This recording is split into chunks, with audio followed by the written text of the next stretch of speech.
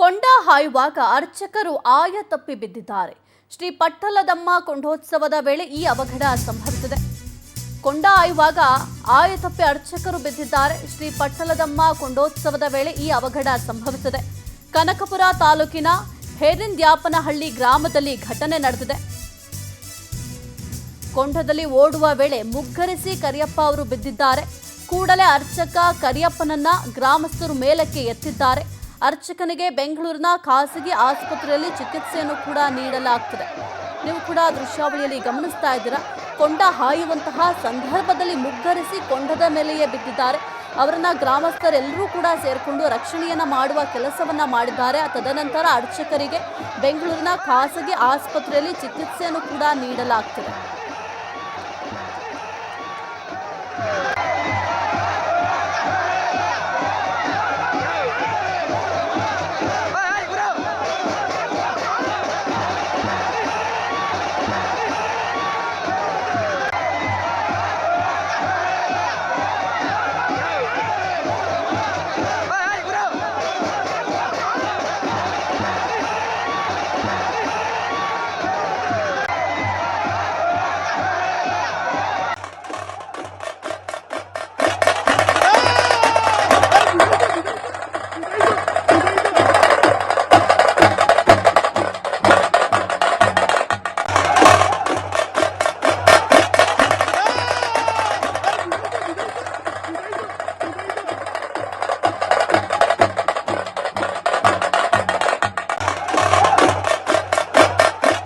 ಹೆಚ್ಚಿನ ಮಾಹಿತಿ ನೀಡ್ತಾರೆ ನಮ್ಮ ಪ್ರತಿನಿಧಿ ಪ್ರವೀಣ್.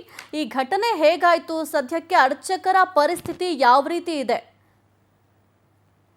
ಕೊಂಡಾಯುವ ವೇಳೆಗೆ ಐತಪ್ಪಿ ಅರ್ಚಕ ಇದೀಗ ಕೊಂಡಕ್ಕೆ ಬಿದ್ದಿರುವಂತದ್ದು. ಪಟ್ಟಲದಮ್ಮ ದೇವಿಯ ಕೊಂಡೋತ್ಸವದ ವೇಳೆ ಘಟನೆ ಆಗಿರುವಂತದ್ದು. ರಾಮನಗರ ಜಿಲ್ಲೆ ಕನಕಪುರ ತಾಲೂಕಿನ ಹೇರಿಂದ್ಯಾಪನಹಳ್ಳಿ ಗ್ರಾಮದಲ್ಲಿ ಪಟ್ಟಲದಮ್ಮನ ಕೊಂಡೋತ್ಸವ ಇವತ್ತು ಬೆಳಗ್ಗೆ ಇತ್ತು.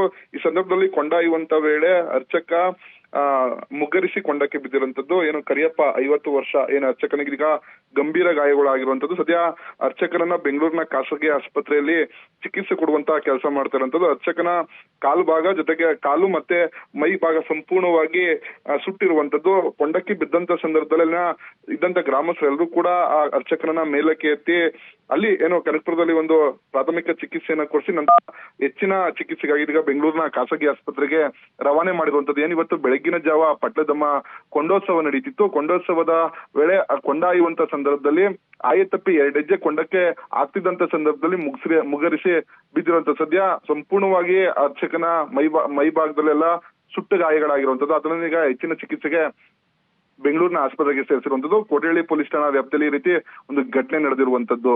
ಸಾಹಿತ್ಯ. ಓಕೆ, ಥ್ಯಾಂಕ್ ಯು ಪ್ರವೀಣ್ ನಿಮ್ಮೆಲ್ಲ ಮಾಹಿತಿಗಾಗಿ.